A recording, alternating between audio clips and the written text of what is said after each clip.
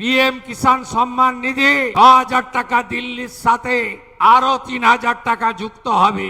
কৃষক বন্ধু verification ৩০ July complete হলে আপনারাও কৃষক বন্ধুতে টাকা পাবেন। নমস্কার। রাজ্যের সমস্ত কৃষক ও ভাই বোনেদের জন্য এই মুহূর্তে অত্যন্ত গুরুত্বপূর্ণ এবং বিরাট বড় তিনটি সুখবর নিয়ে আজকের এই ভিডিও। আপনারা যারা কৃষক বন্ধু প্রকল্পের টাকা পান বা কেন্দ্রীয় সরকারের পিএম কিষাণ প্রকল্পের টাকা পান, তাদের জন্য আজকের এই ভিডিওটি অত্যন্ত গুরুত্বপূর্ণ হতে চলেছে। আজকের ভিডিওতে আমরা জানব কৃষক বন্ধু প্রকল্পের ভেরিফিকেশনের পর কাদের নাম তালিকা থেকে বাদ দিয়ে দেওয়া হচ্ছে, কেন প্রায় ৩০ লক্ষ কৃষকের নাম বাতিল হতে চলেছে এবং নতুন নিয়মে কিভাবে টাকা দেওয়া হবে, এবং পিএম কিষাণ প্রকল্পের টাকা কেন কিছু মানুষকে আবার পুনরায় এই টাকা সরকারকে ফেরত দিতে হচ্ছে। তাই একটা সেকেন্ড স্কিপ না করে প্রত্যেকে ভিডিওটি শেষ পর্যন্ত দেখুন, কারণ একটি ভুল তথ্যের জন্য আপনিও কিন্তু এই সরকারি অনুদান থেকে বঞ্চিত হতে পারেন। ভিডিওটি ভালো লাগলে অবশ্যই একটি লাইক করবেন আর চ্যানেলে নতুন হলে সাবস্ক্রাইব করতে ভুলবেন না। প্রথমে আসি কৃষক বন্ধু প্রকল্পের ভেরিফিকেশন নিয়ে। বর্তমান সরকারের নতুন নিয়ম অনুযায়ী আগামী ৩০শে জুলাইয়ের মধ্যে কৃষক বন্ধু প্রকল্পের ভেরিফিকেশন কমপ্লিট করার নির্দেশ দেওয়া হয়েছে। মুখ্যমন্ত্রী স্পষ্ট জানিয়ে দিয়েছেন যে কৃষক বন্ধু প্রকল্প কিন্তু কোনোভাবেই বন্ধ হচ্ছে না, তবে প্রকল্পের স্বচ্ছতা বজায় রাখার জন্য একটি নতুন ভেরিফিকেশন ফর্ম পূরণ করতে হচ্ছে। ৩১শে জুলাইয়ের মধ্যে এই সমস্ত কাজ শেষ করার লক্ষ্যমাত্রা নেওয়া হয়েছে। নবান্ন এবং কৃষি দপ্তর সূত্রে যে খবরটি উঠে আসছে তা শুনলে আপনারা চমকে উঠবেন।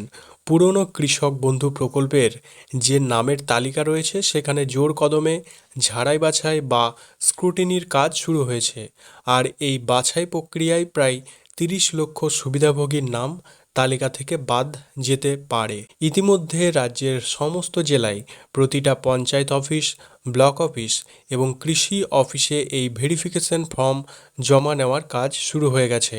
ঠিক যেমন লক্ষ্মীর ভাণ্ডার প্রকল্পের উপভোক্তাদের অন্নপূর্ণা যোজনার জন্য নতুন ফর্ম ফিল আপ করতে হচ্ছে, ঠিক তেমনই কৃষক বন্ধুর উপভোক্তাদেরও এই ভেরিফিকেশন ফর্ম পূরণ করতে হবে, কারণ এই তালিকায় প্রচুর ভুয়ো বা জাল নাম রয়েছে বলে অভিযোগ উঠছে।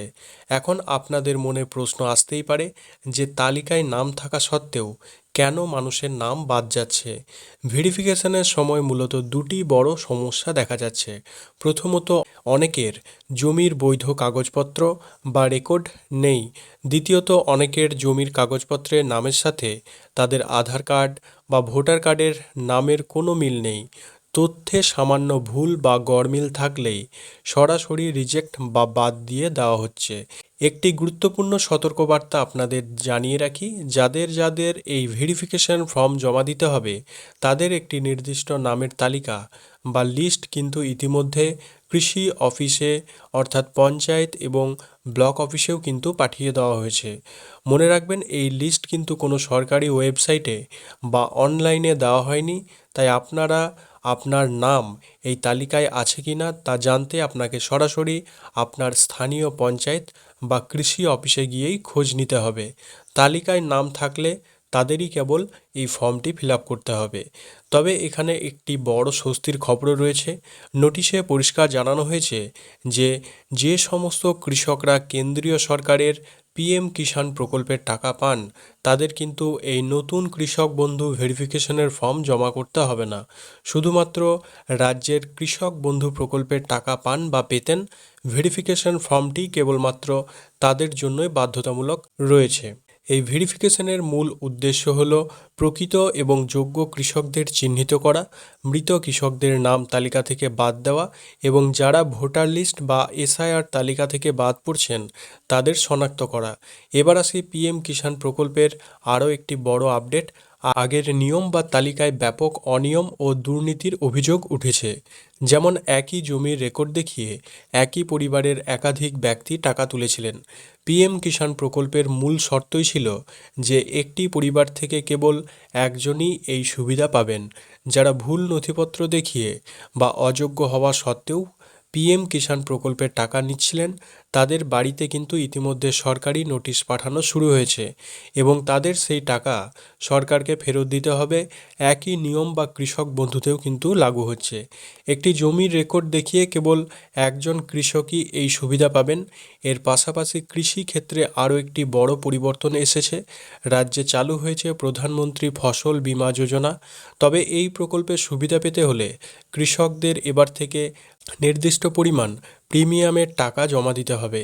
এই বীমার আওতায় মোট 16টি প্রধান ফসলকে অন্তর্ভুক্ত করা হয়েছে। আগে আমাদের রাজ্যে বাংলা শস্য বীমা প্রকল্পে কৃষকদের কোনো প্রিমিয়াম দিতে হতো না, সম্পূর্ণ খরচ রাজ্য সরকার বহন করত।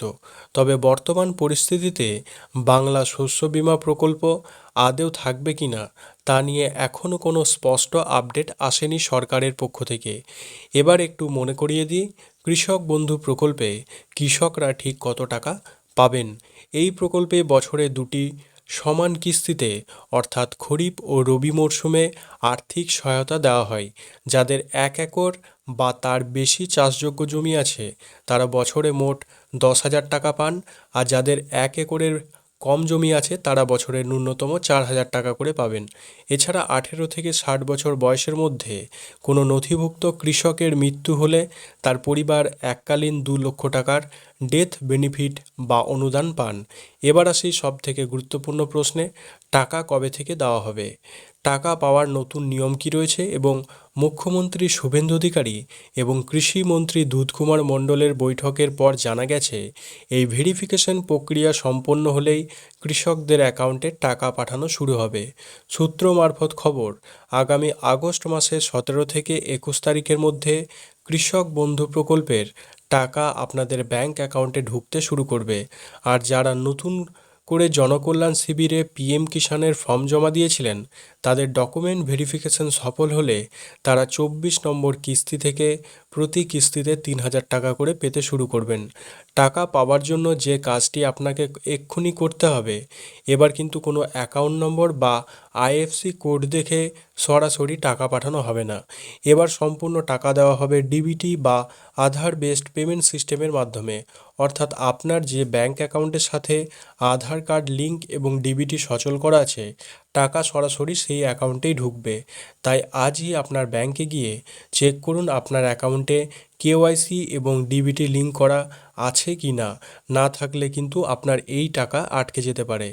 আপনারা যারা এখনও পর্যন্ত কৃষক বন্ধু ভেরিফিকেশন ফর্ম জমা করেননি তারা আর দেরি না করে অতি সত্বর আপনার নিকটবর্তী কৃষি অফিস বা পঞ্চায়েত অফিসে যোগাযোগ করুন এবং ফর্মটি জমা দিয়ে দিন।